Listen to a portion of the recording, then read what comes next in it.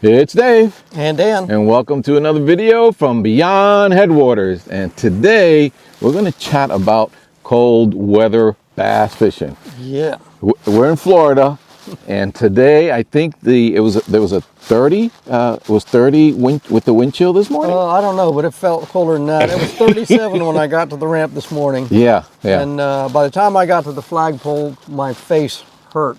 That is really cold. Yeah. I know you guys up north say that's nuts, but yeah. for us, that is cold. Yeah.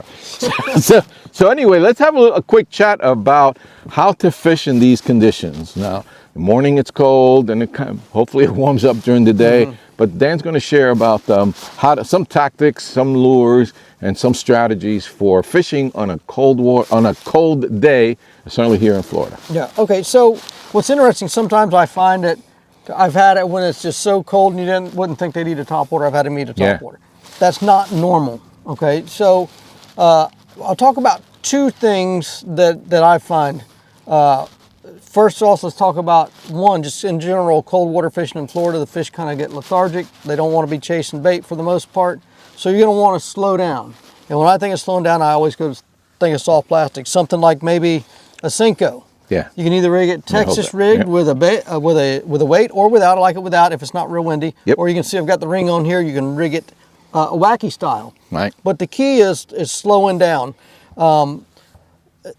And then a lot of times what you can do is I'll talk about three things because I can't just talk about two. Okay. One thing to keep in mind, a lot of times the fish, if they're, like we've had this front come through, if they've been out in the open feeding around, usually they're going to move to the thickest cover available that's nearest by. So throwing a Cinco up on some lily pads or a big stand of cattails or picking away at a hydro edge can be really effective.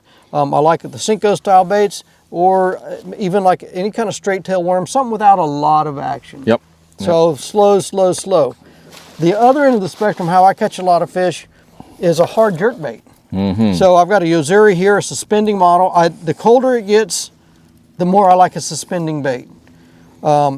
This is a floating bait, and you can see it's pretty darn worn out. It's only about a year old. So that tells you I catch a lot of fish on this is a bomber long A. It's like, I can't remember the name of the color, but it's like got the tiger stripes on it. It's the Florida color. All you Florida guys know this is a deal in the state of Florida. I fish this very aggressively. Yeah. Even in winter.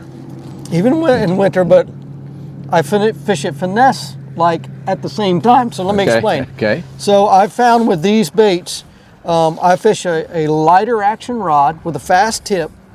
I fish braid with a run of about 4 feet of fluorocarbon, straight fluorocarbon line to line knot.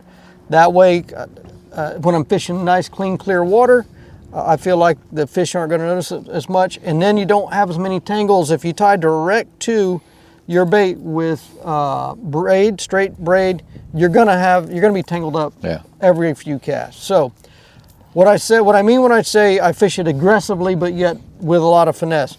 I've cast the bait really hard jerks, boom, boom, boom, and then I kill it. This is where it gets finessey. I let it sit. Mm-hmm. Sometimes the longer you let it sit, especially with a suspender, the more hits I get. Yep. So I've found that many times is a key. Throw and make long cast. I like them more in clear water, but you can get them in dingy water too. Really hard. 1, 2, 3 jerks, however you want to do it, but really hard. And then I kill it and let it sit. Two things I do with this. When I jerk the bait right before my paws, I take another half a turn on the handle to pick up all of my excess slack. That way I can feel the bite or see the bite. That's one key. And then you don't have to have hard hooks out. You just pull into the fish and you got them. Mm-hmm. Okay. So one other thing that's really important with this, and some of you guys have probably already noticed the hooks are kind of bent. Sharp hooks, super, super sharp hooks.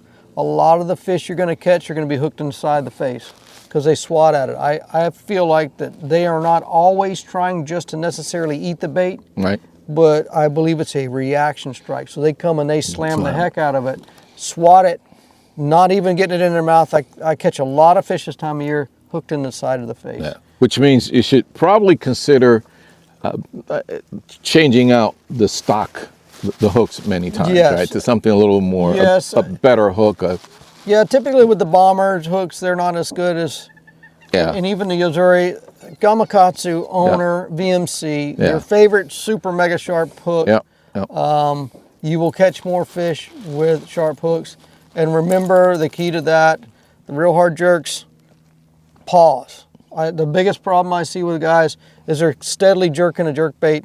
Some guys catch them that way. I feel like I catch more with a pause. Right. Almost 90% of the bites I get really with a suspending bait is when it's paused. Okay.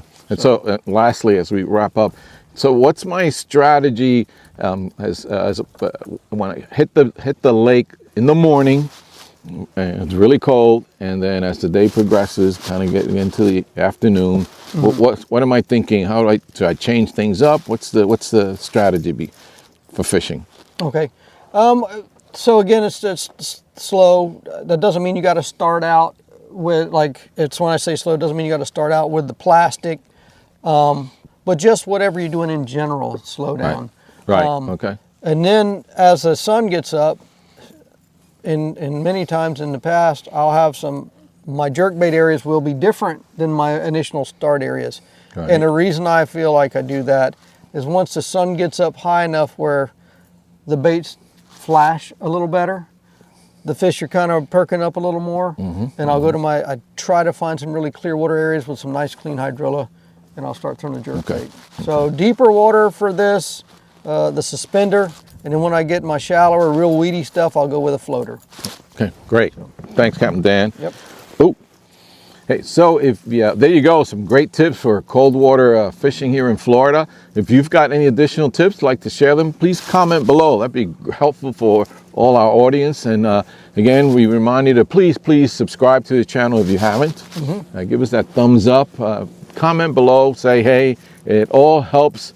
And YouTube algorithm, it changes constantly, and those three factors are really important in their algorithm world, which no one really understands, but I know they are really key.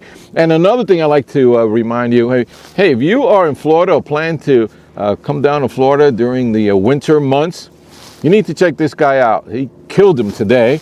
I just spoke to one of his clients. I have that video, so check it out. They did phenomenal. The guy, Joe, it's from California. Comes all the way over here from California to fish. So check out that video. It should be available soon. Yep. All right. Again, thanks for watching. We'll catch you on the next one. See you guys.